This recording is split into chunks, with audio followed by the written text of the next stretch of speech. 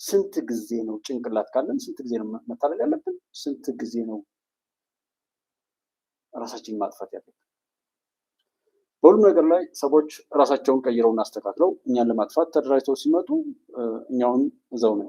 አይ ቲንክ ኔትወርክ ጠፍቷል መሰለኝ አይዶን እና ለምን አናስተውል?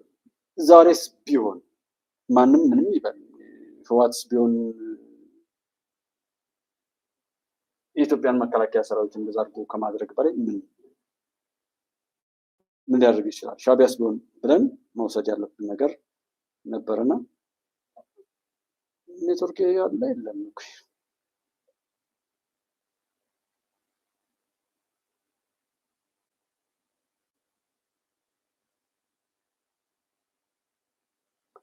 ያለው ስላልመሰለኝ ነው። እስኪ ኦኬ የሚሰማ ከሆነ እንቀጥልና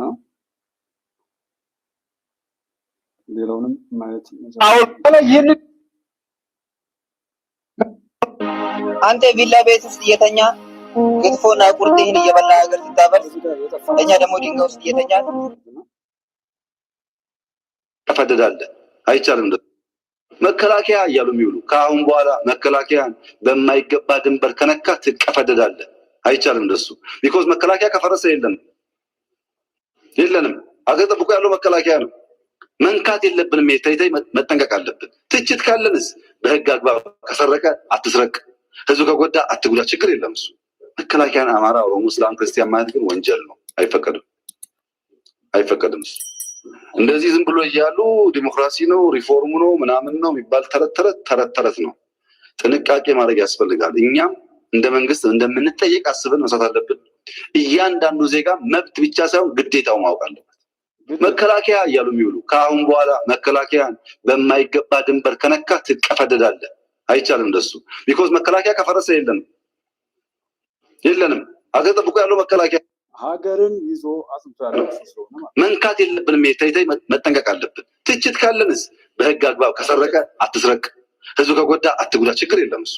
መከላከያን አማራ፣ ኦሮሞ፣ እስላም፣ ክርስቲያን ማለት ግን ወንጀል ነው። አይፈቀድም እሱ።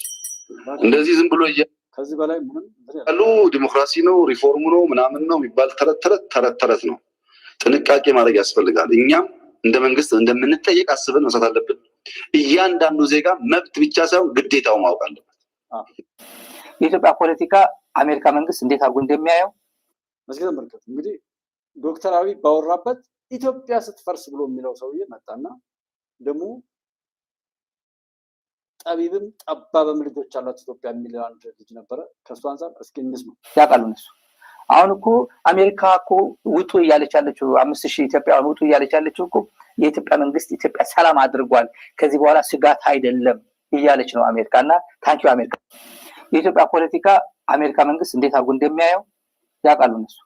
አሁን እኮ አሜሪካ እኮ ውጡ እያለች ያለችው 5000 ኢትዮጵያውያን ውጡ እያለች ያለችው እኮ የኢትዮጵያ መንግስት ኢትዮጵያ ሰላም አድርጓል፣ ከዚህ በኋላ ስጋት አይደለም እያለች ነው።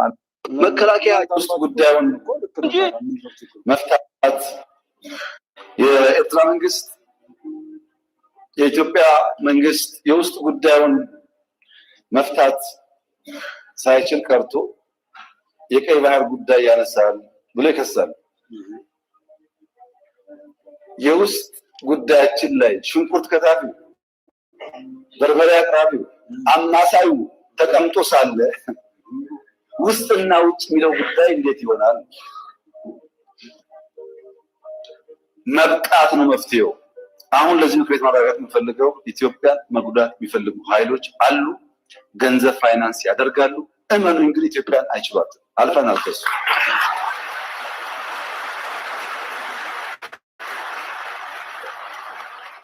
ገንዘባቸውን ያፈሳሉ፣ ይከስራሉ። እኛ እንቀጥላለን ጉዟችን።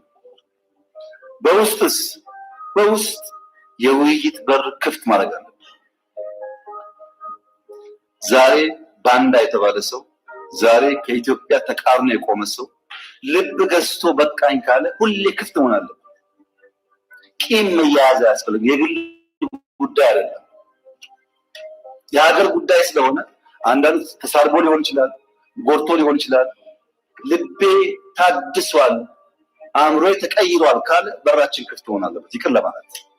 አላደረግንም እኛ ከእስር ቤት ጀምሮ ስንቱን ለይተው ለምን ኢትዮጵያ ያገኛ ጉዳያችን ስም አይደለም፣ ጉዳያችን ስድብ አይደለም። ኢትዮጵያን የሚጠቅም እስከሆነ በይቅርታ ለማለፍ ዝግጆች ነን።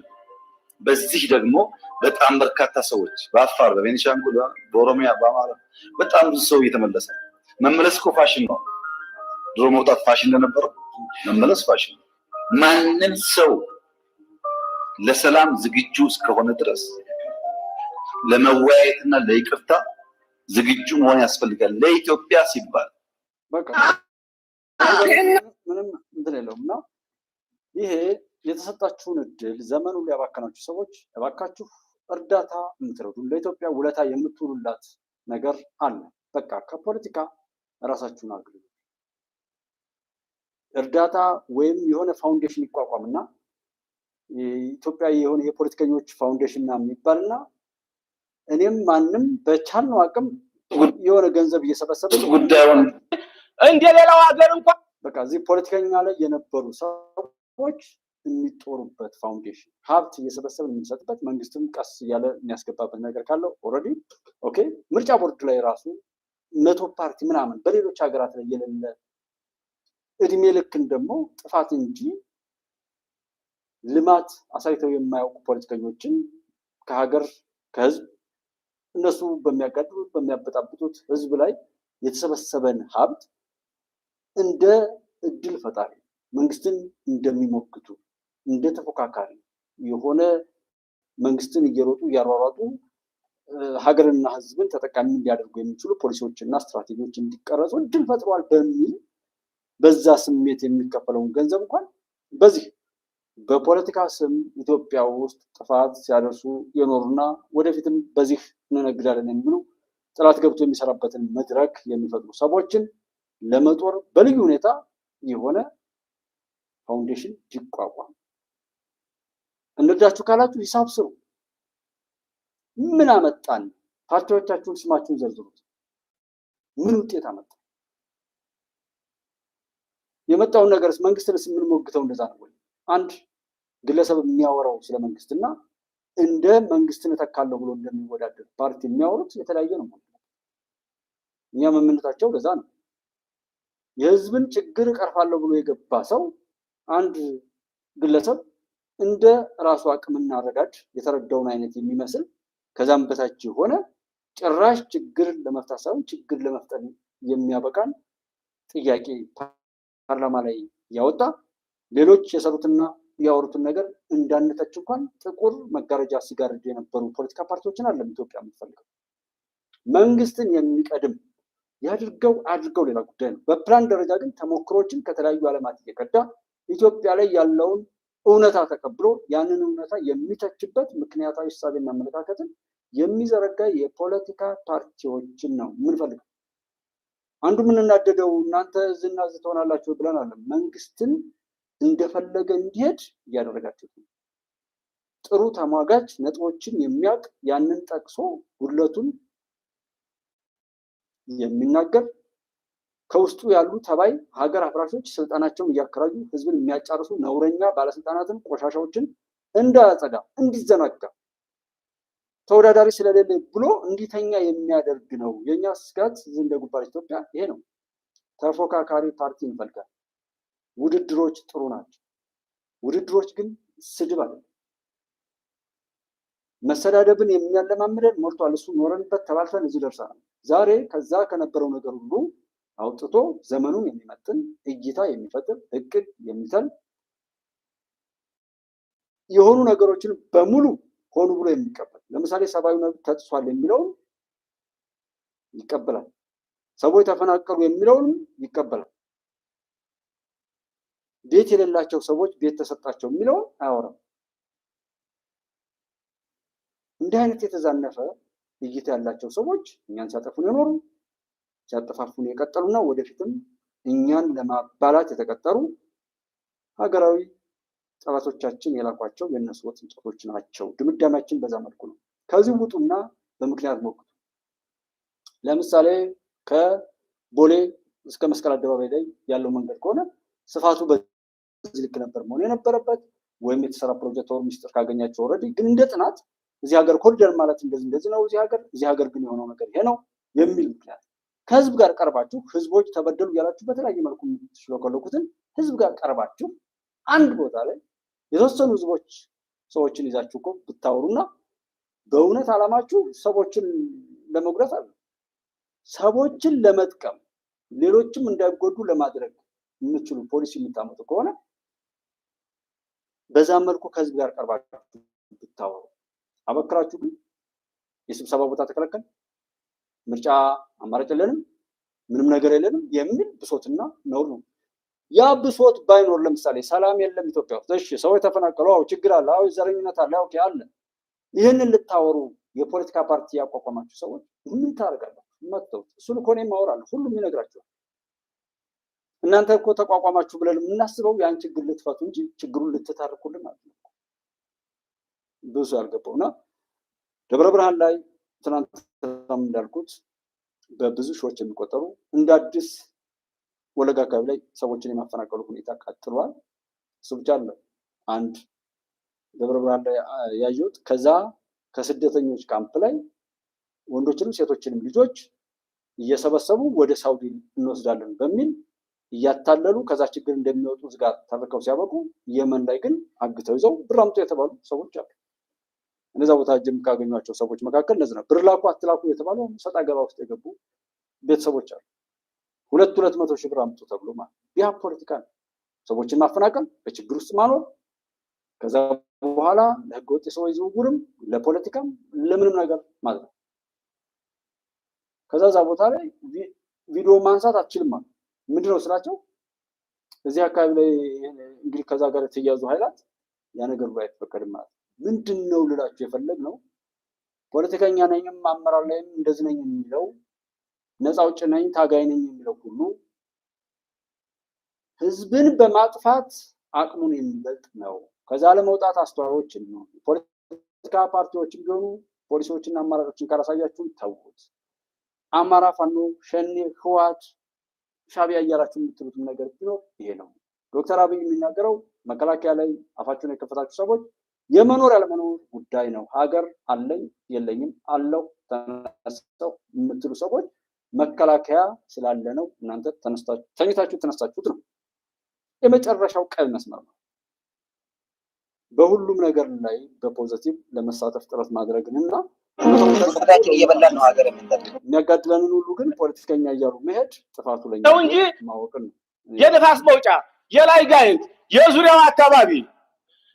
የነፋስ መውጫ የላይ ጋይንት የዙሪያው አካባቢ ነው ህዝብ ውስጥ ተሰፈረው እንጂ እንደሌላው ሀገር እንኳን ከወሎ ከደሴ ከኮምቦልቻ ወይም ከራያ ሀቆቦ የመጣብን ሰው አንድ ሰው የለም። በዚህ አጠቃላይ ማለት ነው ሁላችንም ታውቁን ማለት ነው። እና ስለዚህ በእውነቱ ከሆነ እንደዚህ የወጡት ልጆችም በጣም ሳናከፋቸው ማን ነው ከፊታቸው ሂዶ ታው ልጆቻችን ያላቸው ሰው ማን ነው? እስቲ ማለት አሁን እስቲ እንበል እስቲ እንድህድና እንወክራቸው ሲባል ምንድነው የተባለው?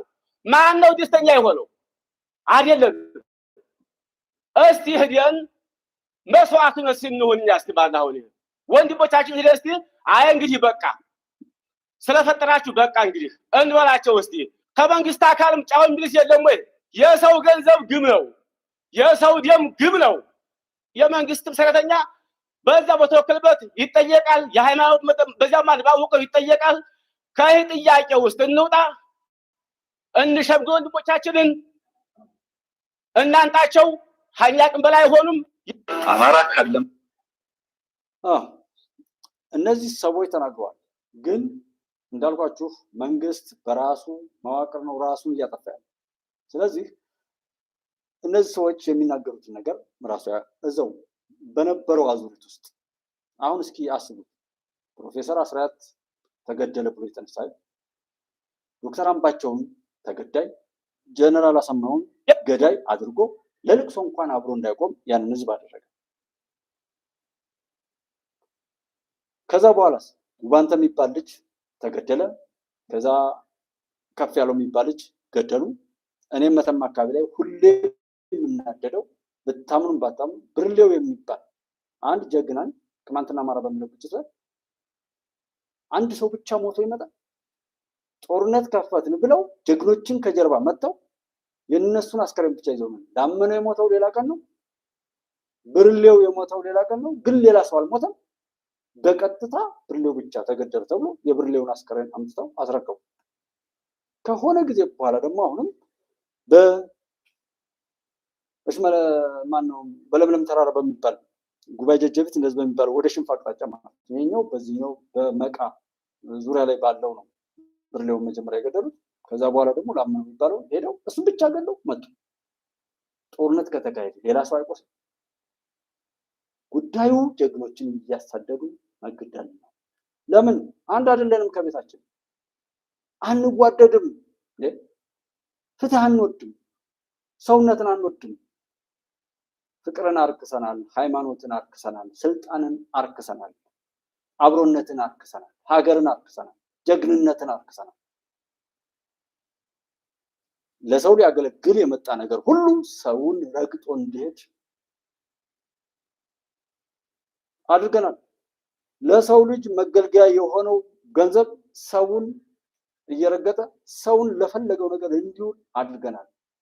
ሃይማኖታችን ሰዎችን ከማሰልጠንና ሰማያዊ ሕይወትን ለማውረስ ትሁት ከማድረግ ይልቅ አረመኔ፣ ገዳይ፣ አውሬነትና ዘራፊነትን ስልቶችን እየሰሩ የተለያዩ ነገሮችን እያስቀመጡ መዝረፍ ምናምን ተለምዷል። ለምሳሌ የእርዳታ ድርጅት ማቋቋም ስራ ነው። በሰዎች መለመን ስራ ነው። ፖለቲካ ድርጅት ማቋቋም ስራ ነው። ሰዎች ነፃ ይወጡ ሌላ ጉዳይ ነው። ጦርነት ማወጅ፣ ጦርነት መክፈት ስራ ነው፣ ቢዝነስ ነው። ጋዜጠኛ ሆኖ እውነቱን ለመዘገብ ሳይሆን የሆነን ትን ለከፈለው ራሱን ለመሸጥ ጋዜጠኞችን መቅጠር፣ እነሱም ለዛ ብቻ ሊያገለግሉ መቀጠር፣ ምንም ነገር ይሁን በሚጠቅማቸው መልኩ መዘገብ። አሁን ማየት ትችላላችሁ እኮ በዚህ ሰዓት በዚህ ጉባኤ ኢትዮጵያ ላይ የምናወራው ነገር ይጠቅማል አይጠቅምም? ይጠቅማል። ሰው የሚጠቅመውን ነገር ሰርች አድርጎ ፈልጎ ይሰማል ወይ? ስንት ደቂቃ ይሰማል? ስንት ደቂቃ ያያል? የተወከለው ሰው በተቀመጠበት ወንበር ላይ እየማገጠ ዓለም ቅጣምባሯ የጠፋችው ተማርኩ አወቅኩ በሚል ባለጌ ልጆቻችን ሆኖ ሲያበቃ ጭራሽ ከሆነ ቦታ ላይ ሳታውቁት እኔ አንተ ወኪል ነኝ፣ አንተ ስለሞትክ ስለተጎዳህ ለአንተ ስለኔ እሞታለሁ፣ ነፃ ወጣለሁ ብሎ ሲመጣ መቀበል የባሰ እብደት አይደለም? ነውር አይደለም? ያምን ነው የወከል ነው የመረጥ ነው ምን ያልነው ሰው ካበላሽ ሰይጣን ይሁን ሰው ይሁን ሳናቅ ሲመጣ መቀበል ጽድቅ ነው ወይስ ምንድን ነው? እና ወለጋ ላይ ያለው ሰው ሞተ ብሎ ጀምሮ አማራ ክልል ላይ እየገደለ ነው የጀመረው። ማነው? አለማየሁ ካሳ። አብይ አህመድ እንኳን ለአንተ ለወዳጆቹ የማይሆን አውሬ ነው፣ ይቅርብህ፣ ከተጨቆነው ኢትዮጵያውያን ጎን መቆም ብቻ ያለብህ፣ በኋላ እንዳትጸጸት ይላል። የት አለ የተጨቆነው? ማን ነው ሰብሳቢው? ለጭ አብሮነት አለ? አንተ ወይም አንቺ ጀስትስ ጋር በዛ ልክ ሁሉ ስለምንሸማቀቅ አብሮነት አለ ወይ? እናት አባት አብሮ ይቆማሉ ወይ? እህትና ወንድም አብሮ ይቆማሉ ወይ? አብሮነት አለ ወይ? ማን ነው ጭቁኑ? በዚህ ስምማ እየተነገረ እኮ ሰው ድናለው ብሎ ጭራሽ ራሱን እያጣ ነው እያልን ያለነውም እኮ ለዛ ነው።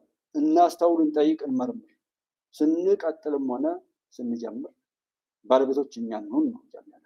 500 ሺህ በላይ የሚሆኑ ከወለጋ የተፈናቀሉ አማራ ናችሁ ተብለው ጠላቶቻችን በሰሩት ጉድጓድ ተፈርጀው ከዛ ቦታ ከተባረሩ በኋላ ስለነሱ የሚያወራለን?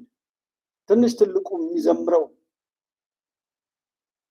ስለ መጀመሪያ አረጋጩ ስለ ህዋት አይደል? የህዋት ተፈናቃዮች አለመመለሳሉ መንግስትም የሚሞገተው በዓለም አቀፍም ጩኸቱ ይሄ ነው። አማራ ክልል ላይ ስላሉ ተፈናቅለው ደብረ ብርሃን ስላሉት፣ ሀይቅ ስላሉት፣ ቡሬ ስላሉት፣ ባህር ዳር ስላሉት በጥቅሉ ከሰቆጣ አካባቢም ከተለያየ ቦታ ላይ ተፈናቅለው በትንሹ ከ500 ሺህ በላይ ሰዎች አሉ። አብይ አህመድ ላይ መች ደረስን? አለማየሁ ካሳ እኔ እናንተ እኮ መጀመሪያ አብረን ስንሆን ነው ሌላ ቦታ ላይ የምንደርሰው? መች በቤተሰብ ተዋደድ? መች በመስሪያ ቤት ላይ ተዋደድ? መች በአሰሪና ሰራተኛ ላይ መች ተዋደድ? መች በጎረቤት ተዋደድ? በሁሉም ነገር ላይ አይደለም ወይ የምንለያየው? ሁሉም ነገር ለብጥብጥ አይደለም የምንጠቀመው? መተዛዘን አለ ወይ? እኮ እዚህ ደጋግመን ያወራነው በያላችሁበት አብራችሁ ቁሙ፣ ሰዎች ሁኑ። የትኛውም ዓለም ጫፍ ላይ ብትሆኑ በመረዳዳት ራሳችሁን ግለጡ። ከዛ በኋላ ለብጥብጥም ይደርሳል። እስኪ ጭቁን የተባሉ ሰዎች እና ለጭቁኑ የተባሉ ሌላ ጭቁኖች ሲፈጠሩ፣ ሌላ ችግር ውስጥ የሚገቡ ሰዎች ሲፈጠሩ፣ ሌላ የሚፈናቀሉ ሰዎች ሲፈጠሩ ነው የምናየው እንጂ ይሄ ያንተ ሀሳብ ብቻ ቢሆን አላወራውም። ብዙ ሰዎች በዚህ መልኩ ስለሚታለሉ ነው። ማን ነው ጭቁኑ? ማን ነው ጨቋኙ? ያንን ችግር ለማወቅና ለመፍታት የሚያስችል አሰባሰብ፣ አደረጃጀት፣ አንድነትና አብሮነት አለ ወይ? አለ? ለዚህ ለደረስንበት መከራ ያደረሱን ሰው አብይ ኦር ሌላ ታው አብይ ጋር የምንደርሰው እንደ አብይ ፉክክር ውስጥ የሚያስገባ መድረክ ስንፈጥር ነው። መጀመሪያ አብሮን ካለ ሰው ጋር አብረን ነን ወይ? ለምንድን ነው ጉባለች ኢትዮጵያ 100 ሚሊዮን ሳብስክራይበር የማይገባው? ምነው ችግር? ካሳደግነው ነው የምናሳድገው። ሰው ከተወ እኮ ይዘጋል፣ እንተዋለን።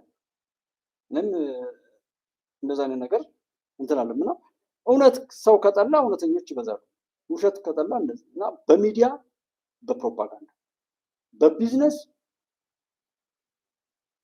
በእውቀት በሁሉም ነገሮች ላይ አብረን ነን። ያንን ለመፍታት የሚያስችል አብሮነት እውቀት አለን። የምናወራው እውነት ችግሮችን እኔ ጋር ሰው የሚሰለቸው ለምንድን ነው? እዚህ የማይመጣው ለምንድን ነው? ህወሓት መግለጫ ወጣ፣ ህወሓትና ከሌ ተጣመሩ የሚለው የችግሩ ጫፍ ነው። እኔ ደግሞ ሰዎች በመሆን አማራ ኦሮሞ የሚለውን ነገር ካጠፋን በዛ የሚገቡ ተባዮችን እናጠፋለን የሚል መፍትሄ ነው እያስቀመጥኩ ያለሁት። ሰው እንሁን ነው። ኢትዮጵያዊ እንሁን። አማራ ኦሮሞ ትግሬ የሚለውን ድንበርም ማንኛውንም ጥላት የሰራውን ታኮሉ እናጠፋለን ነው እያለ ነው። ዝም ነው ለመፍትሄው ነው። ከዛ ቀጥሉ ሐቀኛ ነው። ለሰዎች እንኑር፣ እውነተኞች ነው። ሲመች እየሰረቅ ግብር ከመክፈል አስራት በኩራት ከመስጠት ዘካ ከማውጣት ይጀምራል። በእምነታችን ላይ ብዙ ሃይማኖት አባቱን ጨምሮ በሃይማኖት ላይ የሚያወራ ሰው ዘካ ታወጣላችሁ፣ ሃይማኖታችሁን ታምናችሁ አስራት በኩራት ከ110 ትከፍላላችሁ። ይህን ካላደረጋችሁ እናንተ ለዛ እምነት ጠላቶች እንጂ ወዳጆች አይደላችሁ። ከፍላችሁ ከሆነ እከፍላለሁ ግዴታን እየተወጣው ነው ካላችሁ ቃሉም ያን ያስተምራል፣ ሰዎች እንዲያስገሉ ቃሉም ያንን ያስተምራል። የአደምና የሐዋ የአዳምና የሔዋን ልጆች እንጂ የኦሮሞ የአማራ የትግሬ የሚባል ልጆች እንዳልሆናችሁ። ቋንቋ አንዱ የሀሳብ ፍሰት ነው። ጀስት ይህን አንድ ቀን ሰርተ ነው ከዛ ቀጥሎ ባለው ላይ ጥሩ እንሆን ነበር።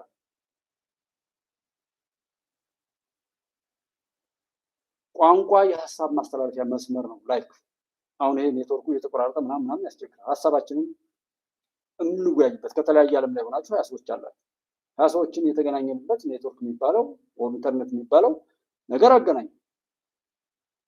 ልክ እንደሱ ተገናኝተን የሆነ ሀሳብ ሼር የምናደርግበት እንጂ ቋንቋ ምንድን ነው?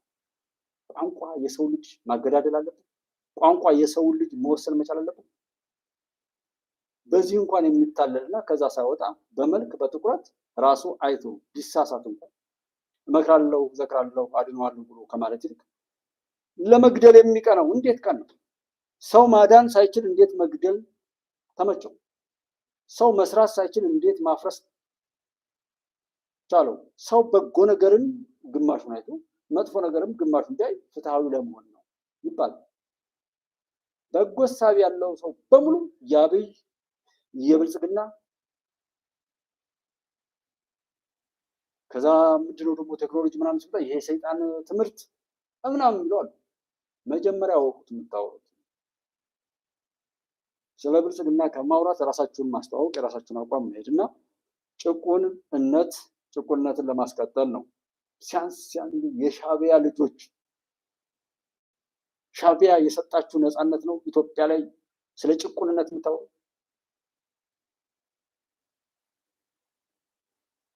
ሻዕቢያ የሻዕቢያን ህይወት ከማንም በላይ እናንተ ታውቁታላችሁ። ለዛ ወግናችሁ አብይን 7ኛ ክፍል ያልተማረ ምናምን የምትሉ እንሰማችኋለን ብዬ ነው። በተለያየ መልኩ ነው ወይ እውነቱ እንደዛ ነው ወይ? አይደለም። የሚሆነው ይቀጥላል። እውነት ያሸንፋል። ከእውነት ጋር መቆም ነው። በአንድ በዶክተር አብይ ብቻ የምትወሰን በብልጽግና ህልውና ብቻ የምትወሰን ይህንን በደርግ ሰዓት ላይ የመንግስቱ ኃይለማርያም የግል የኪስ ገንዘቡ ኢትዮጵያ ነበረች ብላችሁ አውጣችሁ። አሁን ያንኑ አይነት በሽታ ለማውረስ የኦሮሞማ መንግስት አፋን ኦሮሞ የሚያወሩ ልጆች እንደ ተረኛ ዘራፊ እንደ ተረኛ የኢትዮጵያ በዝባዥ ሆነው እንዲያወሩ የምታደርጓላችሁ። ቀሪውን በዚህ ዘመን የሚሰሩ ነውሮችን ሁሉ በአፋን ኦሮሞ ተናጋሪው ህዝብ ስም ቀብሮ ለማቆየት ባለፈው ትግረኛ የሚናገሩ ሰዎች እንደዛ ስላላችሁ ማለት ነው። አይሆንም እንደዛ። ተረኛ ዘራፊ፣ ተረኛ ሌባ ኢትዮጵያ አትፈልግም። እንዴት ነው ደብረ ታቦር? ዛሬ ስራ ነው። ዛሬ ሰላም። ከዛ በኋላ ምንም ነገር የለም። መቁጠር ብቻ ነው ተፈው እንጂ ምንም ሌላ ድባብ የለም። ሁሉ ሰላም ነው። አሁን ሰላም ነው። በተለያየ ቦታስ ምን አዲስ ነገር የለም። ሁሉ ሰላም ነው ሀገራችን። ይህንን በደብረ ታቦር ላይ ሰላም ማሉን ነው እኔ እዚህ መናገር የፈለኩት። ሰላም ነች ደብረ ታቦር። ያለውን ነገር ብቻ ማየት እንደዛ ነው። ግን እስኪ አንድ ለምን የግጥም ርዕስ ነው። ለምን የሚለው ለምን ሀገር ባስከበረ ለሀገር በኖረ በርካሽ እጽ ሳይሆን በክቡር አጥንቱ ሀገሩን ባጠረ ተራ ገንዘብ ሳይሆን ለሀገሩ ልዕልና ደሙን በገበረ ሽልማት ሲገባው ያደማቅ ገጽታው እንደምን ጠቆረ? መልአክ ሆኖ ሳለ እንደ ነፍሰ ገዳይ ለምን ተቆጠረ? አማራ የሚባለው በነማን ተወግዞ በነማን ከበረ? ነብይ በሀገሩ አይከብርም እንዲሉ በገዛ ሀገሩ ላይ ምን ነው መቃለሉ? ምን ነው መበደሉ? በሚያምናት ምድሩ ላይ ምን ነው መታለሉ? ዳቦ ይልስ የለ ሌባም አላመሉ። ከመላ ኢትዮጵያ ወገኖቹ ጋራ ለአንድነት በቆመ ጠላት ባንጓለለ የሀገር ዋልታና ጌጥ ውበት ሆኖ ሳለ ለምን ተበደለ? ለምን ተገደለ? ለምን ተገለለ? መልስ የሚያስፈልገው ብዙ ለምን አለ። ይህንን በወቅቱ የቀሰቀሱት ከብዙ ዓመታት በፊት የተነገረ ነው። ዛሬም ግን ብዙ ለምን አለ። ሰዎች ሄደው ይሞታሉ። ለምን ብሎ አይጠይቅም። ዘመቻ ሳምነው ጽጌ ብሎ አዋጅ አውጃል። ዶክተር አምባቸውን ይጠላል። ኮሎኔል ደመቀ ዘውዱን ሐምሌ 5 2008 ላይ የሰራውን ጀብዱ ታውቃላችሁ። በዛን ጊዜ ያጀገረውን ሁሉ ኮሎኔል ደመቀን ለመግደል ለመስደብ ያሳደደ ወልቃይትን ይውሰዱት ያለ ከግብጽ ጋር እንሰራለን የሚል ያደንቃል። ለምን ራያ ላይ በራያ ጉዳይ ስንት መከራ እንዳየ እዛ ቦታው ላይ ያለ ህዝብ አልተናገረም። ያንን ሁሉ መስዋዕትነት አርክሶ የመጣውን ነገር ለመሸጥ የሚዳዳ ለመጠየቅም ለማየትም በምንም አይነት መልኩ ምንም ለማድረግ በማይመች ሁኔታ የመጣውን ኃይል አምኖ ከዛ ጋር የሚያብድ አለ። ለምን ፕሮፌሰር አስራት ወልዴስ ብላችሁ የቀሰቀሳችሁኝ 96 ላይ 97 ላይ የፖለቲካ ፓርቲ ያደረጋችሁኝ የፖለቲካ ፓርቲ መያድ ነበር በዛን ወቅት። ከዛ ቅንጅቶ የፕሮፌሰር አስራት ወልዴስን ደም መለሳችሁ።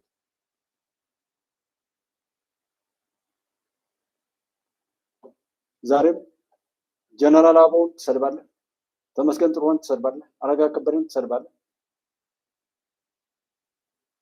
የሚሰራው ይሰደባል። የሚገል ብቻ የሚያደንቅ ህዝብ እንዴት ይፈጠራል? የሚገል ብቻ ትምህርት ቤት የሚያወድም መምህራን የሚገል የነውር ቅጥ የለሽ ህግን የሚያፈርስ የሚዘርፍ እስረኛ የሚበትን ሁሉን ነገር የሚያፈርስ ሰሊጥ የሚያቃጥል እኔ እዛ ጋር ያሉ አሽንጉሊቶች አይደሉም። ሻዕቢያና ህወሓትም አይደለም፣ ግብፅና ሌሎችም አይደለም። ይህንን አጃይብ እያለ እያጨበጨበ መከራውን ወደ ቤቱ የሚጠራ ነው። ምናልባት ትናንትና የተቃጠለው ደብረታቦር ላይ ሊሆን ይችላል። ነገ የትም ዓለም ጫፉን እስኪሸፍናችሁ ስታስቀሩት እናያለን።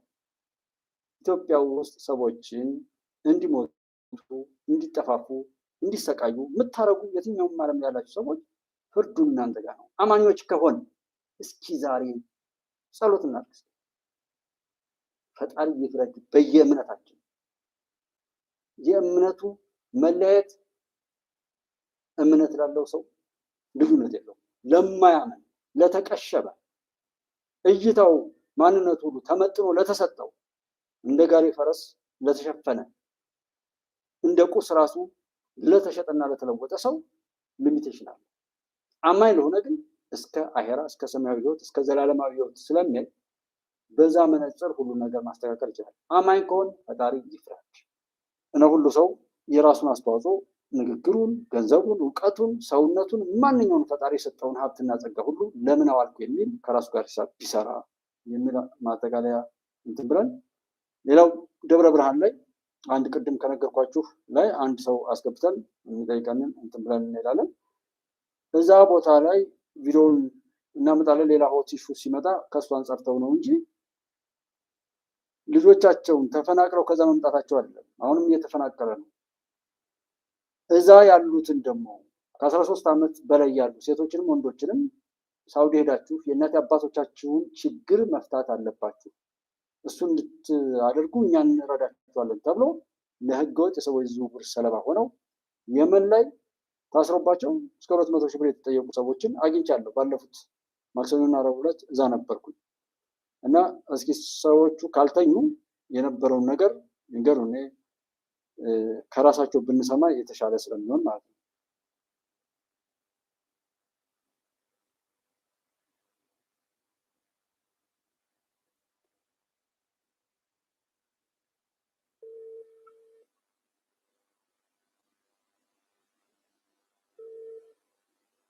ሄሎ፣ አቤት፣ ሰላም ናችሁ?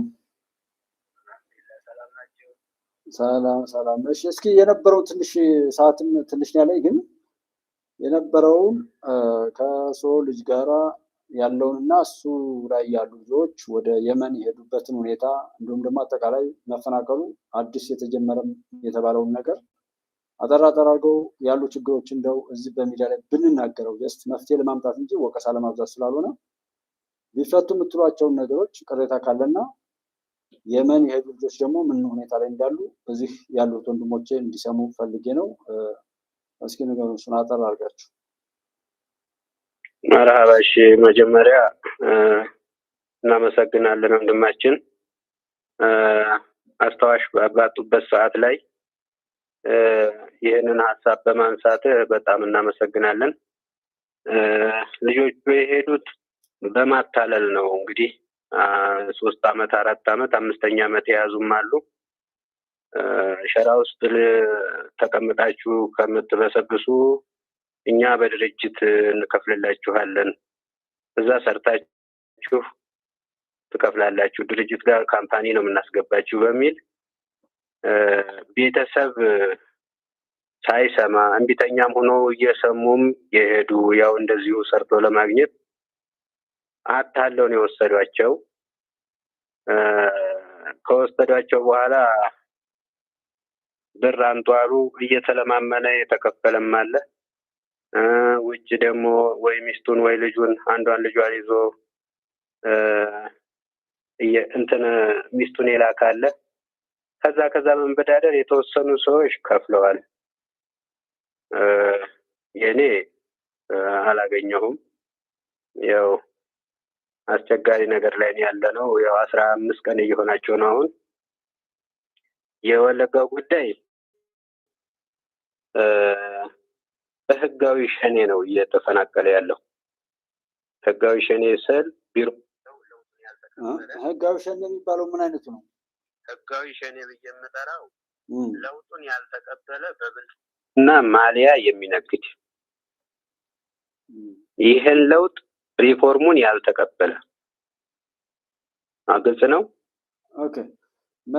ስለዚህ እንደ መንግስት ነው ተብሎ ስትጠሯቸው ሁሉ ነው እንደዛ እንትን የሚለው። እኛ ህጋዊ ሸኔ የምንላቸው ማለት የጫካው ሸኔ የለም። አሁን ኦኬ፣ የጫካው ሸኔ የለም። አንዳንድ ቦታዎች አሉ። እሱንም መከላከያ እርምጃ ወስዷል። እነዛም ብዙ ተጽዕኖ የሚፈጥሩ አቋም ላይ አይደለም ያሉት። ወደ ይቅርታ ተብሎ የገባው በትንሽ ጊዜ ተሐድሶ ቀጥታ በቢሮ በኩል ያንኑ ስራ እያስፈጸመ ነው ያለው። መጀመሪያ ጫካ ላይ ሆኖ ሲሰራ የነበረውን አላማ ማለት ነው። እንደ ምሳሌ ስነግራችሁ እዚህ ገራዶ የሚባል አካባቢ ወጤ ማዶ እስኪ እዚህ ጋር ኦፕሬሽን እናድርግ በሚል ሚኒሻውን እዛ አካባቢ ያለው መሳሪያ ያለ እንዳለ ውጣ ካለ በኋላ ኦፕሬሽን ሄዱ አብረው እሺ ብለው አምነዋቸው ማለት ነው። ከዛ ርቀት ከሄዱ በኋላ ለካ ቀለበት ውስጥ አስገብተዋቸዋል። እንግዲህ አጥበው መሳሪያችሁን አንጡ አሏቸው። መሳሪያችሁን አንጡ በሚልበት ጊዜ የተወሰነ እየሰጡ እንዳለ ጎበዝ፣ ይሄ ነገር እኮ የመጣንበት ሩቅ ነው፣ ባዷችንን ስንሄድ መሀል ላይ ደግሞ ምን እንዳስቀመጡ አናውቅም፣ ልንበላ ነው በሚል ዝናብ ጣለ። ደግሞ በአጋጣሚ አላህ ሲረዳ በዚህ የተወሰኑት እንደሰጡ የተወሰኑት ተበተኑ። ከዛ በኋላ እዛ መንደር ላይ ሰላም እስከሚረጋጋ ድረስ ማንኛውም ጸጥታ ኃይል እንዳይመጣብን፣ በመከላከያም ልብስ የሚመጣ አለ፣ እኛ መታወቂያ አናይም፣ ይህንን ማመን ስላልቻል ራሳችን እንከላከላለን፣ ባለን በአካፋውም በደሞውም ባለችውን መሳሪያ ተው ሲሉ መሳሪያ አልሰጣሉ፣ ፋኖ ናቸው በሚል ተፈርጆ በቅርብ ርቀት አሻጋሪ ላይ ሆኖ መከላከያ በሚል ነው። አሁንም እዚህ ጋር እምቢተኛ ናቸው መሳሪያ አልሰጥ ብሎ ፋኖ ናቸው የፋኖ ሰፈር ነው በሚል አሻግረው ቤቱ ተቃጠለ፣ ተመታ። ይሄ ነገር በዚህ አካር ላይ እየሄደ እያለ እንዴት ነው መተማመን የምንችለው? እንግዲህ ምንም ሰላም ሊሆን አልቻለም በሚል ተፈናቅሎ ቢያንስ ሰሞኑን እንኳ ከ1000 ሰው በላይ ነው የመጣው። ሰሞኑን በዚህ ሳምንት ውስጥ ማለት ነው። አሁንም መንገድ ላይም ችግር አለ፣ መኪና የማጣትም አለ፣ አወጣጡም የሚያስቸግርበት ሁኔታ አለ። ብዙ ጫናዎች አሉ። በዛ ተበታትኗል ከዛ አካባቢ ያለው ማለት ነው። እዚህ ላይ እነሱ አሁን የሚመጡት የት ነው የሚያርፉት? እሱ ጋር እናንተ ላይ አሁን ባለፈው እንዳየሁት የተቆጥሮ ምናምን የሆነ ቁጥጥር ነገር አለው። የት ነው የሚያርፉ እነዚህ ሰዎች? አሁን ሲመጡ አሁን እሱ ደብረ ብርሃን ላይ ምን ላይ ነው የሚጠጉት? ራሱ ሜዲያው ላይ ነው ያሉት። የሆነ ግንብ ፋብሪካ የሰራው ግንብ አለ። እዛ መሀል ላይ ተሰው ነው ያሉት። ግማሾቹ ነባሩ ጋር እየተጨናነቀ የሚያስጠጋለ የሆነ መጋዘን ደግሞ የቀለብ ማኖር ያለ እዛ ላይ ፈሰው ነው ያሉት። እሺ ለናሽ ይሄን ነው እዚህ ጋር በቃ በአጠቃላይ አሁን እንደ አዲስ ሀገር ሽቶ ሰው እየተፈናቀለ ነው በሚል እንያዘውና እዛስ የመን ላይ ያሉት አሁን ያ ሶሪ ምንድን ነው የሆነችው? አሁን ስንት ብር ነው የተጠየቃችሁ? ኦር ሰዎችስ እንዴት ነው እየከፈሉ ያሉት? በባንክ ነው የሚከፍሉት? ምን ያክል ገንዘብ ተከፈለ? የሚያውቁትን እስኪ ይንገሩን። እዚህ ጋር ጀስት ያው ዘረፈው ከህዝብ ራሱ ከባንክ ጋር ሁሉ ተያይዘው ስለነበር በሊቢያ በኩል የነበረውን በደንብ ቤተሰብ እዛ ተይዞ 2-3 ሰዎች ብዙ ጊዜ ተከታትዬ ያውቃሉ። በዚህ በኩል ያለውን አላውቀውም። እና አሁን ስንት ብር ክፈሉ ተባላችሁ? ስንት ብር የከፈለ ሰው አለ? በምንድን ነው የሚከፍሉት? በምንድን ነው የምትከፍሉት የሚለውን ነገሩ እስኪ። እኔ ወላሂ ገንዘቡን ስላላገኘሁኝ በምን እንደከፈሉ አላወቁም። ግን ገንዘቡንም ስላላገኘው የእሷንም ተቆቃና ጩኸት መስማት አልፈልግም። ልጅቱ የኔ እንግዲህ 13 ዓመት ከምናምን ናት። 14 እንኳን አልሞላትም። የ13 ዓመት ልጅ ናት። ቅጥን ብላ ርዝም ያለች ናት ሲያዋት። እኔ የማመጣበትም የምጠይቃበትም ዘመድ ስለሌለኝ የእሷንም አታሰሙኝ፣ እኔም የእናንተንም መስማት አልፈልግም ብዬ ስልኩን ዘግቻለሁኝ። ያው እንግዲህ ለአንዳንድ ወንድሞች በማውራቴ ነው እናንተ ጋር ወሬ የደረሰው። በዚህ አጋጣሚ በምን እንደሚልኩ አላወቅኩም እስካሁን ድረስ። ስንት ብር ድረስ ነው የከፈሉ የጠየቋችሁና ስንት ብር ከፈሉ እነሱ ሰዎች? 200 ሺህ ብር ከፈሉ፣ አለበለዚያ ልጆቻቸውን በህይወት አታገኟቸውም ያሉት። አሁን ይሄ የተባለው ብር እንኳን ቢከፈል ልጆች ነፃ ለመሆናቸው ምን መተማመኛ ይኖራል? አሁን ብዙ ጊዜ እኔ የማልስማማበት ነገር ገንዘብ ክፈሉ ይባላል፣ ግን ገንዘቡ ቢከፈል እንኳን ምን መረጋገጫ አለው? ምን ማረጋገጫ ይኖራል? መቼም እኔም ይሄንን እምነቱ የለኝም። ግን አንተ አንድ ሰው ታሞ እያሳከምኩ የሞተና ሳታሳክሞ የሞተ ጸጸቱ አንድ አይደለም። ግን እንደ ሰዎቹ ሳልሰጥ በመቅረቴ ውስጤ ተጎድቷል። ያው ለኔ ጸጸት ነው ባለመስጠቴ ነው። የነሱ ቢወጡና የኔ ብትቀር የሚለው ውስጤ ስሜቱ አለኝ። እምነቱ ሰው እጅ ገብታ እንደዚህ አይነት ጨካኝ እኔ ድሮም ሽፍታ ጥይት ግዙ ምን ግዙ አባቶቻችን ያወራሉ። ከሀብታም ላይ እያስፈራሩ ይቀበላሉ ይባላል። ከዚህ መጠለያ ላይ ከወደቀ ከሚስኪን ህዝብ ላይ ወስጄ ይሄን እናደርጋለሁ የሚል አስተሳሰብ ያለው እኔ እንጃ ምን አይነት ጊዜ ላይ እንደደረስንና ምን አይነት አረመኔ አስተሳሰብ እንደሆነ እኔ በጣም ከብዶኛል ለማየት። ይሄንን እዚህ እጅ ላይ ገብታ ያዝንልኛል ወይም ደግሞ ዘላቂ መፍትሄ ደግሞ እንትን ይለኛል የምለው ነገር የለኝም። ግን እንደ ሰው እንደው ሰጥቼ እንኳን ትንሽ ለራሴ እንደው ይሄን አድርጌ አቅቶኛል የምለው ነገር በማጣቴ ውስጥ የተጎድቷል። እኔ እስኪ ለነገ ይሄንን ያዘውና አንድ ስንት ብር ድረስ ከፈሉ፣ ስንት ሰዎች ከፈሉ፣ ስንት ሰዎች ተይዘዋል የሚለው ነገር ሙሉ ይዘን ጀስት የምናወራው ነገር ልክ መሆን መቻል አለበት። ስንት ሰዎች ተይዘው ስንት ሰዎች ከፈሉ፣ ስንት ብር ከፈሉ፣ በምንድን ነው የሚከፍሉት የሚባለውን እንደው ያን ዝርዝሩን መናገር የሆነ መረጃ መስጠት ሌላ የሚያስፈራቸው እንኳ ቢሆን በባንክ ከፍለው ከሆነ በባንክ ለምሳሌ ንግድ ባንክ ላይ ነበር በሊቢያ በኩል ያለው የሚሰራው። ኦልሞስት ሁሉም ነገር ከእቅዱ ጀምሮ ሌሎች ቢያቅዱትም የሚያስፈጽሙትና ሽፋን የሚሰጠው ግን በትክክለኛው የሀገር መንግስታዊ መዋቅር ውስጥ እንደሆነ ሁሉ ነገር ይታወቃል። ህዝቡ ደግሞ የራሱን አብሮ ተባባሪ በመሆኑ ነው እርምጃ የሚወስደው የመንግስት ኃይል ለመውሰድ የሚቸገረው በራሱ ላይ የማይመሰክርና አሁን እኔ ለነገ አሳይመንት የምፈልገው ምናልባት ሳፖርት የሚያደርግ ሰው ካለ ምን ካለ አካውንት እንደዛ ማስቀመጥ እንችላለን።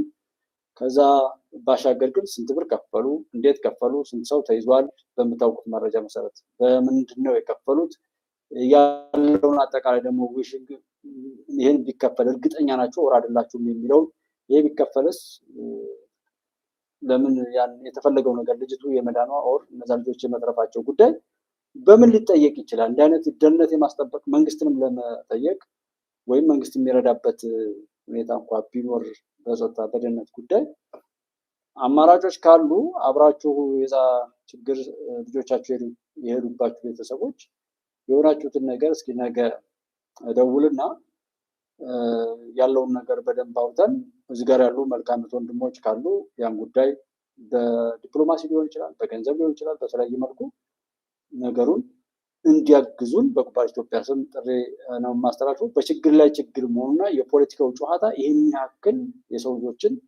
በሰቆቃ ውስጥ ማኖር የሚችል መሆኑ ነው ያው በዋናነት ዚላ እንትን ያልኩት። ከዛ በተረፈ ደግሞ መልካም ወንድሞች ካሉ ይህን ነገር ያው የጋራ አድርገናል የሚለው ነውና ነገ አጣርታችሁ እንድትመጡ እንትን እያል እንግዲህ እግዚአብሔር ይጠብቅልዎት ክፉ ነገር እንዳይነካት ነው የምለው። ሌሎ ነገሮችን ግን አጣርታችሁ እንድትቆዩ፣ ሌላም አዲስ ነገር ወደ ወለጋም ካለ እንደዚህ ያለውን ማሳወቅ እውነተኛ የሆነ ነገር ነገ በሰው ፊት ደግመን ብንናገረው የማያሳፍር ነገር ካለ በሱ ጉዳይ ላይ አብረን እንሰራለን የሚል ነው ያለኝ ማጠቃለያ ማለት ነው። አመሰግናለሁ ወንድሜ። ጸሎት አድርጉልኝ ወደ ኢትዮጵያውያን ወንድሞች እህቶቼ። በቃ እኔ አላህ መቼም የሰጠኝ አላህ እንግዲህ ለዚህ እኮ ነው የፈለቃት። ምንም ማድረግ አልችልም። ግን ውስጥ ያልችል ብሎ ነው እንጂ ወደ እናንተ የሚያመጣሁት። የበለጠ ጸሎት አድርጉልኝ። አመሰግናለሁ ወንድሜ። ሰላም ደር ደህና ሁኑ።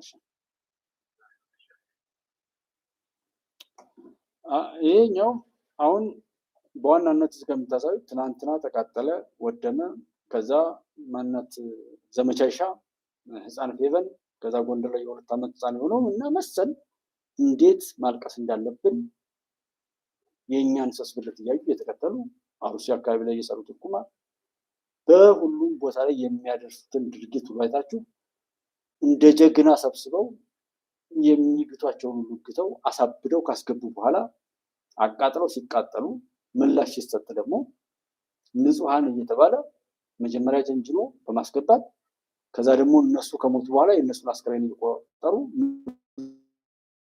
ንጹሐን በሚል የነውረኝነት ክስ እያሰሙ በሁለቱም የደም ንግድን የሚያጧጥፉ ጠላቶቻችን ይሏቸው። አስቡት እስኪ። እኔ እስኪ ቆይ ቪዲዮ ካለ ለምን አላሳያችሁም? በሰፊው የማሳይበት ይኖረኛል ብዬ ነው። የሆነ መግለጽ እንኳ አይቻልም ሲባል ዝም የተወሰነ ነገር ብዬ ነበር። በዛ ሁኔታ ላይ ኖረው ጭራሽ ደግሞ ልጆቻቸውን እንኳን ልጆቻቸውን ደግሞ ሰርቆ መሄድ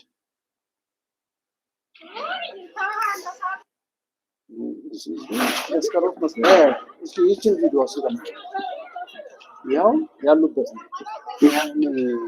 ያ ምንድነው ስፖርት ደግሞ እንዳይደብራቸው ወጣቶች ስፖርት እንዲሰሩ ምናምን የሆነ ነገር አድርገው በፊት የመጡ አሁን ይሄ ቢወድቅስ እዚህ ታች ይሄን ያህል እነዚያውም ብዙ ጊዜ ያለበት አንድ ሳምንታቸው ገና አሁን በቃ ላያቸው ላይ የሚወርስበት ነው። ብዙ ቤተሰብ ነው። ይሄማ ትንሽ አራሶች ምናምን ይሄ ነው አንዱ ካምፕ ላይ የገባው ካምፕ ላይ የተቀመጠ እንትን አንድ መጋዘን ውስጥ የሚገርም እና በዚህ ያስወጣል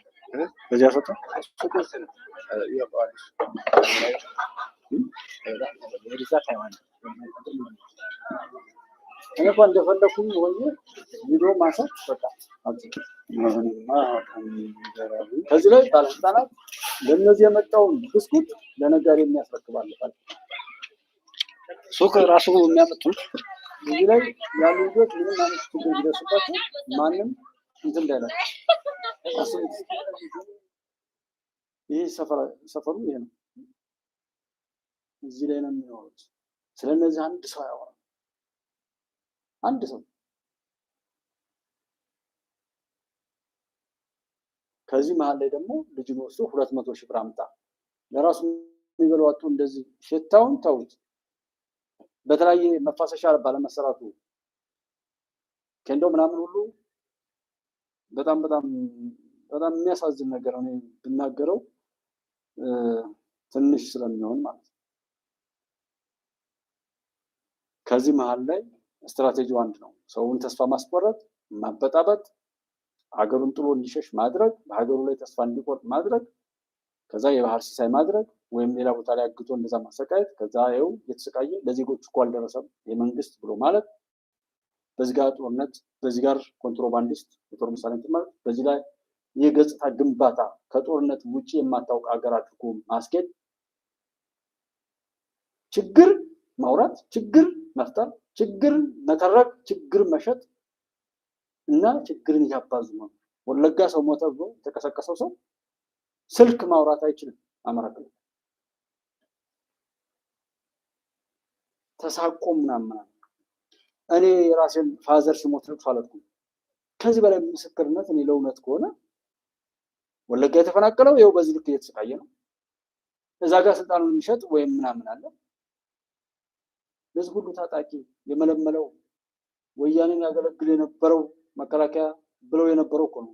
የሚያሳዝነው ነገር በተኛበት ማረካቸው እንጂ በዛን ወቅት ላይ መከላከያ ሰራዊት ላይ ያሉት ወንድሞቼ ይነግሩናል። ዛሬም መመስከር ይችላሉ። በተለይ አፋን ኦሮሞ ተናጋሪና አማራና ኦሮሞ ተብሎ የሚጠሩ ሰዎች የመጨረሻ ምንም ስኬት ቢያመጡ በደህንነት ቢሮ ጭምር ምንም ስኬት ቢያመጡ ትግረኛ የሚናገር ሰው የሚቀልድባቸው በሁሉም ነገራቸው ላይ መዘባበቻ ሆነው ነበር።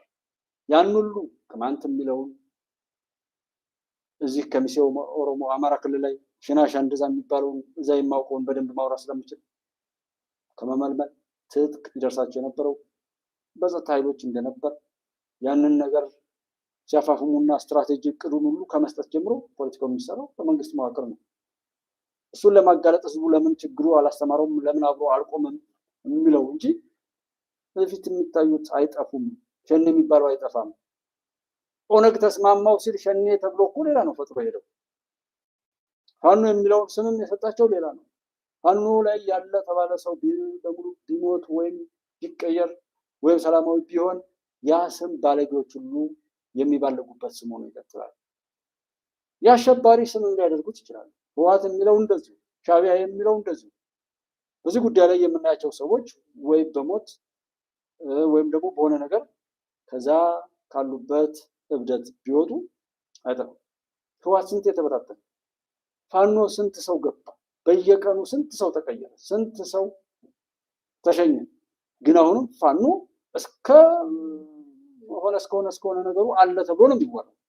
በሰላም የገቡት አይታዩም። ጌታቸው ረዳ አይታዩም። ነጻድቃን አይታዩም።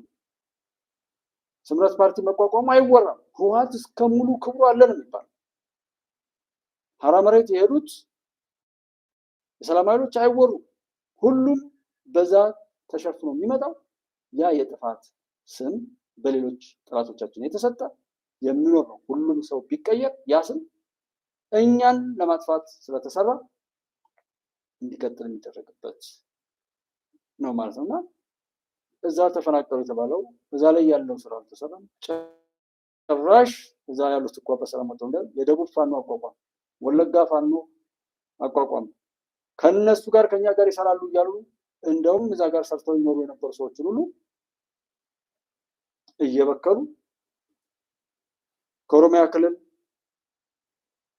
ካለው የጸጥታ ኃይል ጋር እንዲጋጩ፣ ስጋት ውስጥ እንዲገቡ፣ ትርክቱ እንዲዛባ፣ እንዲሞቱ፣ በሞቱ ቁጥር የነሱ ትርፍ እንትን ይላል። እንዲህ አይነት ጉዳይ ነው። ይህ አልበቃ ብሎ የሰዎች ዝውውር አለ። ህገወጥ የሰዎች ዝውውር፣ ገንዘብ፣ የከረንሲ ማሸሽ፣ ንግዱን መበከል፣ ስልጣንን ማበላሸት፣ አሰራሮችን ማበላሸት፣ የሃይማኖት ተቋማት ሳይቀር ማበላሸት፣ ልማቱን ማስተጓጎል፣ ሰዎችን ማሰልቸት፣ በሁሉም ቦታ ላይ ትግሉ ሲካሄድ የነበረበት መንገድ ይሄ አንዱ ማሳያ። አንድ ልጅን እስኪ ወደ ራሳችን እንውሰደውና እንዴት እንደሆነ እንጃ ብቻ በመተማ ላይ ገላባት ሱዳን ድንበር ላይ ምን ችግር አለ? የጀነት ታሪክ ይተረካል። 40 ሺህ ብር ይሸጧቸዋል። ገላባት ላይ እንደገቡ 40 ሺህ ብር ገዝተው ሊቢያ ይወስዷቸዋል። ሊቢያ ደግሞ ስንት እንደሚሸጧቸው እንጃ። ገላባት ላይ ያሉት 40 ሺህ ይገዛዋል። 40 ሺህ ያባበሉ ወስደው ቤታቸውን ሸጠው ብዙ ሰዎች ጎዳና ላይ የወደቁ ሰዎችን አውቃለሁ። የራሳቸውን ቤት ተከራይተው የሚኖሩ ብዙ ሰዎች አሉ። በዛ ራሳቸውን ስተው የሞቱ ሰዎች አሉ። ኮኪት፣ መተማ፣ ገንዳ ውሃ ከተማ ላይ ነው። እዚህ ባጃጅ ተገዝቶላቸው ይሰሩ የነበሩ ልጆች አብዛኞቹ ሄዱት። ከዛ የተሻለ ነገር ተነግሯቸው እንግሊዝ ሀገር ነው የምንገባው ተብሎ ጀርመን እንኳን ቢገቡ እንግሊዝ ለመግባት ነው። ሮማንያ በተለያየ ህጋዊ መልኩ ቢገቡ እንግሊዝ ነው እንደዚህ ተብሎ የተሞሉት የሆነ ነገር እና ይህ እንዲህ አይነት ትግሉ የጥይቱ የመሳሪያው ብቻ አይደለም፣ የፕሮፓጋንዳው የሚሆኑ ነገር ነው ወስዳችሁ በዚህ ላይ ያሉ በጣም የተረገሙ ሰዎች ወደ ውስጣቸው ወደው ዛሬም አፋቸውን እንደው ቢያንስ ቢያሳርፉልን እንጂ ሌላው ምንም የሚጎዳን አልነበረም። ለማንኛውም የኢትዮጵያ ድል እንደሚቀጥል ደጋግመን ያረጋገጥነው ነው። እሱኑ ነው የምናደርገው። የማንም እብድ መጥቶ እንደዚህ ይጫወትብናል። እነዚህ ጤነኛ አይደሉም። ለመኖር ይሞክራል። ይሄ ልጅ ፋኖ አብያችን ወከረሽ ይቺ በተለይ በዚህ 1 ዓመት ምናምን ላይ ምን ያክል እንደደከረፈች እስኪ አይታችሁ ፍረዱ። ይቺ እኔ መጠን አለው እኮ ግን ከዚህ ባሻገር ይላል እዚህ ጋር የሚሰበሰቡ ሰዎች ከዚህ ባሻገር ይላል አብያችን ወከረሽ ለደንቀዋለሁ ማለት ነው። መጣጣር መጋጋጥ ነው እንጂ ዝም ብሎ መውደቃለን። ተቸግረናል። ትፍረዱ በእግዚአብሔር የጨንቆት ነው። እስራኤል ለመኖር ይሞክራል። ይሄ ልጅ ፋኖ በአሰብ ተባለ እምቢ አለ። እሺ በሬስ አሰብ ካልፈለጋችሁ በሬ ትፈልጋላችሁ ያላችሁ ፋኖችን አንተን ነው የምፈልገው ታዝነሱ። ይሄን ልጅ ማየት ይሄን ጨቅላ ማየት አልፈልገም ነው ያለው። ይሄን ዶንቆሮ ማየት አልፈልገም ተብለው ወይኔ አሁን የድሃ ማለት ይሄ ነው። የድሃ ይቺ ልጅ ማን ናት? አሁን አንድ ሰው ምግብ በእግሩ የሚረግጥ ኦር ምግብ የሚያማርጥ ቢኖር ይሄ ልጅ ማን ነው? የማን ልጅ ነው? ከየት ነው የመጣው ሊባል ይችላል። ደስ ለመብላት የማይችል ሰው ምግብ በእግሩ ሲረግጥ ቢታይ ማለት ነው። ማንም ሰው ብልጽግናን ለማረጋገጥ ቢናደድ፣ ቢበሳጭ፣ ቢቆጣ፣ ቢናገር በተቋማዊ ስርዓት ውስጥ ነው የሚናገረው። ለብልጽግና ቆረቆራለሁ ብሎ ከብልጽግና አሰራር ውጭ ማንም ሰው ከሄደ ለብልጽግና ራሱ ኦሮሚያስ ፋኖ እንዳቋቋሙ ታውቃለህ? እኔ የተወለድኩበት አካባቢ ላይ ፋኖ የሚባል ድርጅት አቋቁመው በእምነት ሲያቃጥሉ ነበር፣ ቤት ያቃጥሉ ነበር። ከዛ ስንመረምር የፋኖ መሪ ማን ሆኖ ቢገኝ የመከላከያ ደህንነት አባል የነበረ ሻለቃ አማራም አይደለም ደግሞ። ከዛ ደርሰን ስናጋልጠው ገደሉት ራሳቸው። አርሲ ላይ ሲሞክሩት ወለጋ ላይ ሲሞክሩት የነበረው ነገር በሙሉ የማጋጨት ነው። ደግነቱ ምንድነው? ህዝባችን አሁን ይሄን እየነቃበት ስለመጣ ለመቋቋም ያለን እድል ከቀን ወደ ቀን እየሰፋ ነው። ብዙ ጊዜ አሁን የሚከሱ ነገር አለ ከፋኖ ጋር ሆነ ከወያኔ ጋር ሆነ የስ እኔ ለኦሮሞ ህዝብ መብት ታገልኩ እንጂ የኦሮሞ ህዝብ ከሌላው ህዝብ ጋር ለማጋጨት በኦሮሞ ስም ኦሮሞንም ሌላውንም ብሔር የመበዝበዝ የመግደል የአንድ ሚጢጢ ሀገር ቅጥረኛ ሆኖ ሀገር የማፍረስ ፕሮጀክትን አልደግፍም። እኔ አንዲት ሚጢጢ ሀገር ምላት ኤርትራ ነው። ሀገሬ ከአማራም ጋር ከትግሬም ጋር ከሶማሌም ጋር ከአፋርም ጋር ሼር አደርጋለሁ። የብሔሮች የህዝቦች እኩልነት ተከብሮበት ሼር በሆነ በሂደት ሲስተም ፈጥረን የምንሄድበት ሀገር መመስረት ነው የሚፈልገው። የኦሮሞን ሆነ የትግሬን ዘራፊ የአማራን ዘራፊ የምደግፍበት ምንም ምክንያት የለኝም። ስለዚህ ይሄ ገና በነበረበት በዛ ወቅት ነው። ምንም ያልገደለ ቀርቶ የሞተ ሰው ያላየ ሰው ቅድም እንዳለው በሰፈር ውስጥ ጎፈሬ አበጥሮ ሲሸልልብን ሲሸናብን ዝም ያልነው ጉዳዩ እስኪጠራ ነው። መንግስት መሆናችንን ዘንግተን አይደለም፣ ጉልበት አንተን አይደለም፣ ጥፋት እየጠፋ እንደሆነ ሳናቀርተን አይደለም። እናም በዋነኛው ጠላት ላይ እንመስረት ብለን ከቂጣችን የሚወጉንን ትተን በዋነኛው ጠላት ላይ ተረባርበናል። የጅብ አካሄድ ሄደናል ጎበዝ። ጅብ ጎን ለጎን ነው አይደል ሄደው አብረን ጎን ለጎን መሄድ ከሌለብን ሰዎች ጋር ስለ ጠላት ብለን ጎን ለጎን ሄደናል። ዛሬ ይሄ ጥቁር ክላሽ ታጠቁ የሚለው ሰው እደግመዋለሁ፣ አንዳንዱ ያመጣው ስለ ሀገር መስዋዕትነት ከፍሎ የመጨረሻዋን እስትንፋስ ለመተንፈስ ሻቃትት ከነበረ ሰው አላግባብ ቀምቶ ነው። በሞት አፋፍ ላይ ያለ ሰው ገሎ ነው የቀማው። እናውቃለን። እኛ ሟቾች ሳይቆቹን ቀርቶ አይደለም የውስጥም የውጭም ጦርነት ይፈለግም ስለነበረ ታግሰን ያለፈው በዛ ነው። ለምጣዱ ሲባል አይጧት ለፍ አይጧን መታለው ብለ ምጣድክን ከመስበር የዘላለም መጋገሪያን ከማጣት እሷ እስክታልፍ መታገስ ነው የሚያዋጣው ተብሎ አልፈናል፣ ታግሰናል። የታገስናቸው ጀግኖች አይደሉም፣ አይጥ ናቸው። አሁን በየጉዳቸው ገብተው ይሆናል እንጂ መዘን እናወጣቸዋለን። ብዙም ይከብድ አይደለም። ምንም ያልገደለ ቀርቶ ይችነች እሱን ያስገደለችው። የተከበራችሁት ወንድሞቼ እንደምታስታውሱት ገረገራ የሚባል አካባቢ ከዛ እስከ ወልዲያ ድረስ አንድ የቀይ ቦኔት ለባሽ ኮማንዶ እና ሁለት የልዩ ኃይል አባላት አብረው ሄዶ ነበር። እንደዚህ ሰርቪስ የሆነ ሊፍት የሰጧቸው ሰዎች ነበሩ እና ገረገራ ላይ ማዘጋጃ በተለያዩ ቦታ ላይ በዛ የጋሸና አካባቢ ላይ በነበረው ኮማንዶዎች ከአየር ላይ እየወረዱ ያንን ነገር ሲቀይሩ ማለት ነው የሚሊተሪ ላይ ባለው እንትን ኮማንዶ የመበተን አደጋ ይገጥመዋል። ያንን ኮማንዶ አየር ወለዶች ጦርነቱን ካሸነፉ በኋላ ይሰሩት የነበረው የተበተነውን ወታደር መሰብሰብና አደረጃጀቱን መመለስ ነበርና እሱን እያደረጉ ባሉበት ላይ በጣም ያሳዘናቸው በጣም ያስጠላቸው በዛ አካባቢ ያዩት ነገር እና እዛ ጋር የነበረችው አዋቴ ነገረችኝ። ምግብ እንስጣችሁ ብለው አስገብተው ይገሏቸዋል። ምን ለማግኘት? ክላሹን ለመቀማት ብታምንም ባታምንም እሷ እንደነገረችኝ ነው። እንግዲህ አይዶን ነው በሆነ አጋጣሚ እውነቱን የሚወጣበት ወር ራሷ የምትመሰክርበት ቀን ቢኖር ደስ ይለኛል። እንደ ጉባለች እንግዳ ሆናም ብታወራን ከሆነ ጊዜ በኋላ ወደው ይመስለኛል ወደ ሶማሊያ የሰላም ማስከበር ጉዳይ ላይ ከተሰማሩ አንዷ ኢትዮጵያዊት ጀግና እንደሆነች የሆነ እንትን ላይ አግኝቻት ነበር ማለት ነው። በሚያሳዝን መልኩ በጣም ብዙ ወታደር ያጣ ነው በህዝቡ ከኋላ እየተመታ ነው ያለው መሳሪያ ለማግኘት በህዝቡ እየተጨፈጨፈ ይህንን አሁን ለሶስተኛ ጊዜ ይመስለኛል ሳውራ እንጂ ያን ክላሽ ለመቀማት አበላሉ አጠጣሉ እየተባለ ከጀርባ እየተመታ እሱ ሊጠብቀው የሄደውን መከላከያ ሰራዊት ክላሽ ለመውሰድ ሲል እንደዛ ያደረገ አለ። በዝርዝር እንደ ህዝብ እንደ ከባቢ ብዙ ጠቅለል ማድረግ ይሄ ዛሬ ሰው ስላላየው አይደለም፣ በታሪክ በሆነ አጋጣሚ የሚቀመጥ ስለሆነ ዛሬ እንዳይካተት ብለን የምንተው ብዙ ነው። ሰዎች ተሳስተውም አሳስተውም ብዙ ነገር ይፈጸማል። ሌላው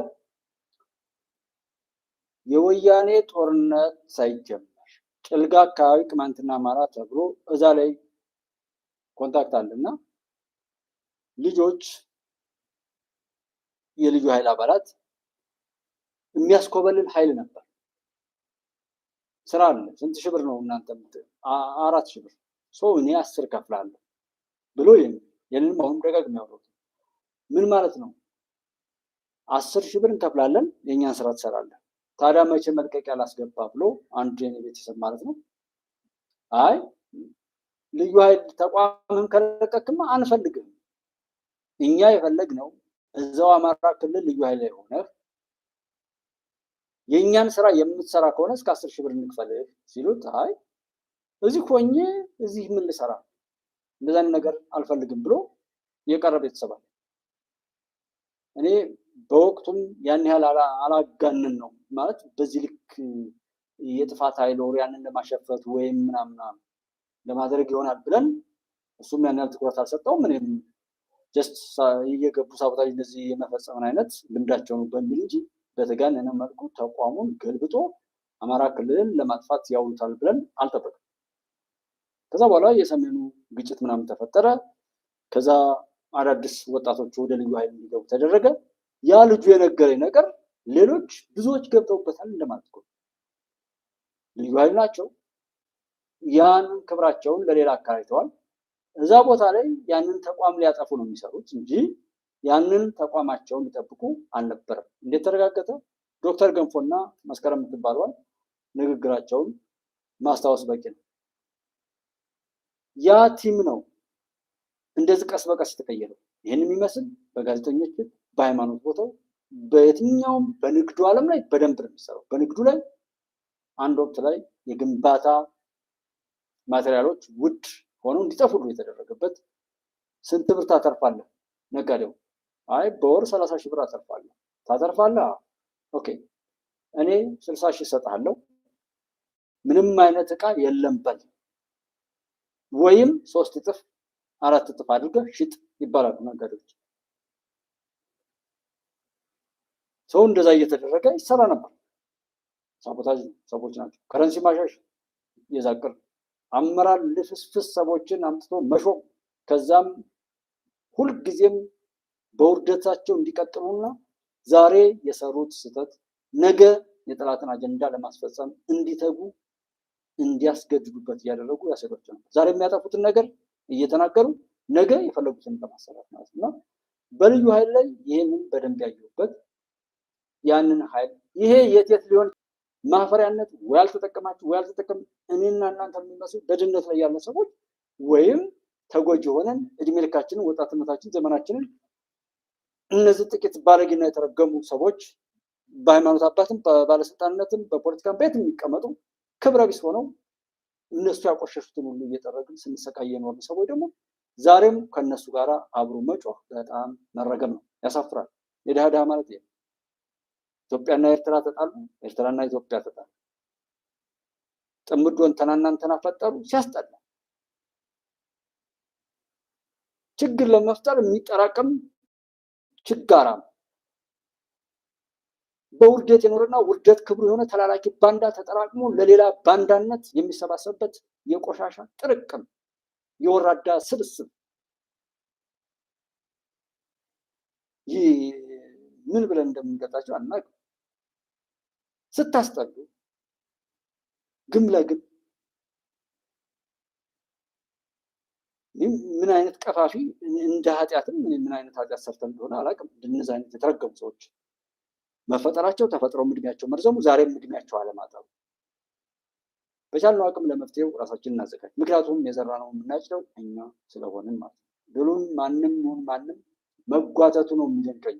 ዛሬም የኛ አለመቶበት፣ አለመጸጸት፣ ንስሐ አለመግባት፣ ወደ ቀልባችን ወደ ህሊናችን መጥተን የሰራነውን ጥፋት ለማስተካከል አለመሞከራችን ነገ ሌላ መከራ እየሰነቀ መምጣቱና እንቀጣለን። መቀጣታችን ስለማይቀር ማለት ነው። የዘራነውን እናጭዳለን።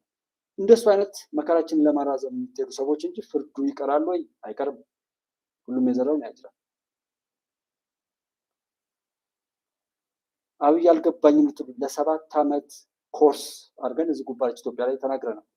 አብይ አህመድ አሊ የሚባለውን ልጅ ለማወቅ 7 ዓመት ማጥናት ያስፈልጋል። ኮርስ 7 ዓመት መጀመሪያ ዶክተሬታቸው ምናምን በተለይ በሕክምና ሳይንስ ላይ የሚሰሩ ልጆች 7 ዓመት ኮርስ ይወስዱ ነበር። በቃ 7 ዓመት አጥንታችሁት ከገባችሁ ነው። ዛሬም እዛ ጋር ግን ደግሞ ስትሳደቡ ስታዩ አቤት ራሳችሁ እንዴት እንደምትገለጡ ነው እንጂ እሱ ልጅ ጋር አደርሱም። እኔ እዚህ ቤት ደግሞ እንዳላችሁት ወንድሞቼ እዚህ ቤት የምናወራው አብይ ዶክተር አብይን ሚሊየን አብይ እናድርገው፣ ሚሊየን ጀግኖች እናድርገው። አብይም የሚሆነው ሚሊየን አብይ ሲሆን ሰው መልካም ወንድሞቻችንን በሚሊየን እናብዛቸው። በኢትዮጵያ ህዝብ ልክ እናድርጋቸው። ሁሉም አብይ፣ ሁሉም ሀገር ወዳድ፣ ሁሉም ሀገር መሪ፣ ሁሉም ለሀገር ተቆርቋሪ፣ ሁሉም ሰላምን ወዳድ እንጂ ባንዳም መሆን ወዳና ወዲህ መወራጨት። ጥቂት ሰዎች ራሱ በዚህ ልክ ተወራጭተው ረክሰው ተበላሽተው እንዲህ ያህል ከነቀነቁን እኮ እኛ የተደነው ብለን እያንዳንዱ ሰው ራሱ መጠየቅ ነው ያለብን። አንድ እግር በርበሬ መንቀል አቅቷቸው ነው ምናምን የሚባል ነገር ነበርና እነዚህን መሰል እስከዛሬ ድረስ አባልተው የሚያወሩትን የሚናገሩትን ስሟል። በእነዚህ መረበሽና በእነዚህ የሆነ ነገር መሆን በጣም ያስጠላል። መንግስት ግን ከውስጡ ያለውን በሽታ በጭካኔ እያጽዳ። ደጋግመን የምናወራው ዛሬም እንደግማለን። ራሱን እየበላ ያለው ራሱ ውስጡ ያሉ ሰዎች ናቸው። ክብራቸውን ክደው ባርነት ነው። ጉቦ የሚቀበል ሰው ሸቃጥ ነው። ለከፈለው ሰው እንደሱ ቅሌታም፣ እንደሱ እርባና ቢስ፣ እንደሱ ሰላም ያጣ፣ እንደሱ አይነት በሽተኛ የለም በአገር። ሁሉ ቦታ ላይ ለከፈለው ብቻ ክብሩን የሚሸጥ ማለት ነው። ይሄን ቸክ አድርጉት በየመስሪያ ቤቱ። ከከፈላችሁት በኋላ እናንተ ነው ኩታዙ እና ከእንደዚህ አይነት ዘገም ያላችሁ ሰዎች ውጡ። እኛም የማይገባንን ካለመመኘት ጀምሮ እንደዚህ አይነቱን እንትን ለማለት የሚሄድ የመንግስት ሁኔታዎች እየጠሩ ሄዱ። ቴክኖሎጂ ይምጣ። ምንድነው መረጃ የሚሰጥባቸው ሴኪውርድ የሆኑ ሰዎችን ፕራይቬታይዝ አድርገው ደህንነታቸውን ያስጠበቁ የመረጃ መቀበያና መስጫ ተቋማት ቢዘምኑ፣ በእያንዳንዱ ቦታ ላይ ደግሞ አክሰሰብል ሞባይል እንደዛ አንከርፎ ከመሄድ ይልቅ ሌላ ደግሞ ስውር ካሜራ፣ ቁልፍ ምናምን የሚመስሉ ነገሮች አሉ። እስክሪብቶ እንደዚህ ክዳን የሚመስሉ በጣም ብዙ ቴክኖሎጂዎች እንዳሉ በተለይ ውጭ ላይ ያላችሁ ወንድሞች ታውቃላችሁ። እንደነሱ አይነት ካሜራዎችን ሁሉ የያዝን ትንሽ ትልቁ በየቢሮው ላይ መግባት። ከውጭ ስትመጡ በተለያየ መስሪያ ቤት ላይ ገብታችሁ የሚገጥማችሁን ነገር ማየት ማጋለጥም አለባችሁ። ጥቂት ሌቦች የሚሰሩት የሀገራችንን ገጽታ ሊቀይረው አይገባም። እናንተም ተስፋ ምናምን እንደዚህ ከመናደድ እንደዚህ አይነቱን ባለጌ ያስወግደን ኢትዮጵያን ባለቤት ሆነን ማስቀጠል ነው። ኢንቨስት ማድረግ የምትችሉ ሀገራችሁ ላይ መጣችሁ ማንኛውም ነገር ባለቤት ነው። በፖለቲካውም ላይ አቅም ያላቸውን ሰዎች መጠቆም፣ ማስገባት፣ መስራት፣ ማሰራት። ከዛ ውጭ በመሸሽና በመጮህ በማጫጫህ ኢሳያስና የአርሲሲ መፈንጫ የምትሆን ኢትዮጵያ አትኖርም። ወደድንም ጠላንም ታሪካችንን በመልካም እንጻፍ ነው። ያለዛ ሌሎች ይጽፉበታል እንጂ ሀቁ አይቀየርም። እና ታምራት አስናቀች፣ አብዱራዛቅ ዘመድኩን፣ ሻቻ ሰላም ናችሁ ወይ?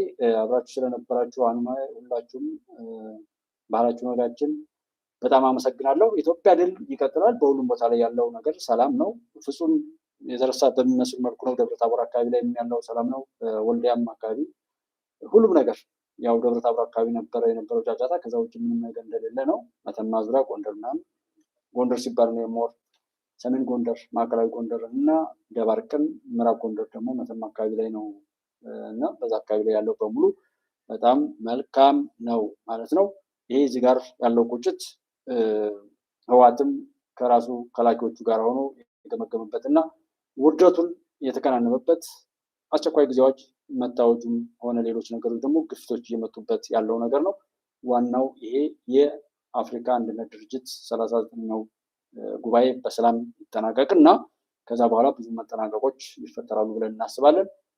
እንደ ጌታቸው ረዳና ጃዋር እንደዚህና እንደዚህ ተባባሉ የሚለው ባይ ኤኒሚንስ እነሱ ምንድና እንደሚባለው አጀንዳውንም አቶ ጌታቸው በዚህ ልክ ከአቶ ጃዋር ጋር ያን ያህል ሰጣ ገባ መግባቱ አስፈላጊ ነው ብለን አናምንም። በተለይ መስሪያ ቤት ላይ ብዙዎችን ወክላቸው የምትቀመጡት ወንድሞች ኃላፊነታችሁን የሀገርን ገጽታም የኃላፊነትንም ስሜት የሚወክል በመሆኑ በዛ ልክ ራሳችሁን ባትገልጡ የሚል አጠቃላይ ነገር ነው ያለኝ። ምናልባት ሳቢያችንና አመለካከታችን ነገሮችን ለመረዳት ያለን ፍላጎትና ዝግጅት ከፍ ካለ ምን ማንም ግን ችግር የለው። ነገር ግን ብዙ ጠማማዎች አጣመው ብዙዎችን እያጣመሙ በሚያወሩበት ሀገር ላይ እንድና እንድ ነው ተብሎ የሚባል ነገር ባለበት አቶ ጌታቸውም ከሱ ጋር እንደዛ ማውራቱን አንደግፈውም አይነት ነው። ለኔ በጠቅላላው ጥሩ አይደለም። ከዛ ይልቅ ብዙ የሚወራ ነገር ስላለ ይታወቃል ማለት ነው። ጃዋርን ለማስተዋወቅ አቶ ጌታቸው መጻፍ አያስፈልግም።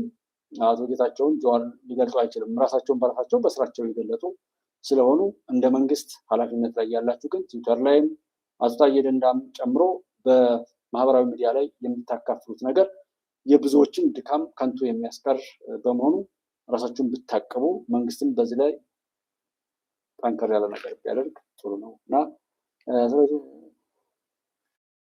ዞሮ በትኩረት እንሂድ። ድሉ አይቀርም። ምንም ፈተናዎች ቢኖሩት መፈተን የመልካሞች ስለሆነ በዛ መልኩ እናልፋለን። ድላችን ይቀጥላል። አሰብን፣ የህዳሴን ግድብ፣ ሌሎች ግድቦችን እና አጠቃላይ የኢትዮጵያን ትልቁን ስኬት ለመሸፈን ጥቃቅን የሆኑ ጨለምተኞች የሚያወሩትን ነገር መጋረጃውን እንቅደድ። ስለዚህ ስለ ትልቁ ስኬት እንዳናወራ ተብሎ የተሰራ ሽፋን እንደሆነ እንወቅና ትኩረታችንን አፍሪካውያን ምናሉ ዓለም አቀፍ ስብሰባ ላይ የሚሳተፉ አሉ። ከ800 በላይ ጋዜጠኞች የህብረቱን ጉባኤ የሚካፈሉ አሉ። እነሱ ምናሉ ምን ጉድለት አለ፣ ምን ጥንካሬ አለ ብለን በዛ ጉዳይ ላይ ትኩረት አድርገን እንሂድ። አማራ ክልል ላይ ያለው ብታምኑ ባታምኑ ሁሉም ነገር ሰላም ነው። ኢትዮጵያ ታበጽሕና በእግዚአብሔር። አብራችሁ ስለነበራችሁ እጅግ አድርጌ አመሰግናለሁ። ያላችሁበት መልካም ወንድሞችን ሁሉ ፈጣሪ ከክፉ ነገር ሁሉ ይጠብቃችሁ። መልካም ጊዜ